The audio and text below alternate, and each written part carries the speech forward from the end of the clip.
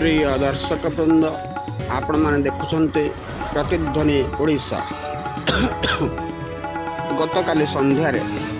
नवभारतर निर्माता भारत रत्न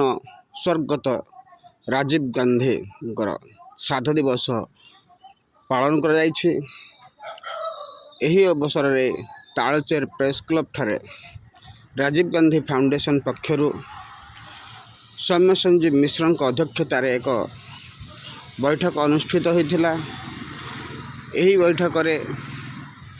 सौम्य संजीव मिश्र, हरिकृष्ण महापात्र,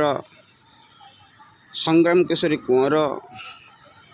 नारी नेत्री माणिक प्रभा मैडम एवं दिलीप महापात्र, संजीव नायक समेत बहु कांग्रेस नेतृवृंद योगदान करथिले एवं राजीव गांधी देश प्रति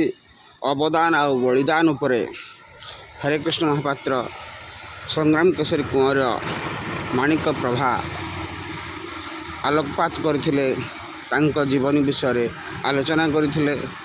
एवं शेष दिलीप महापात्र धन्यवाद अर्पण करथिले। एहा सहित अनुगुल जिला कांग्रेस भवन ठारे बहु आडंबरपूर्ण भावे अनुगुल कांग्रेस कर्तृपक्ष को नहीं कर्मकर्ता को नहीं राजीव गांधी श्राद्ध दिवस पालन कर अनुगुल जगदानंद प्रधान समेत बहु नेतृवृंद राजीव गांधी फोटोरे माल्यार्पण करते, भक्तिपूत श्रद्धांजलि अर्पण करते एवं तांको आदर्श अनुप्राणित होगापाई युवपीढ़ी को आह्वान देते एवं कांग्रेस भवन राजीव गांधी अमर रहे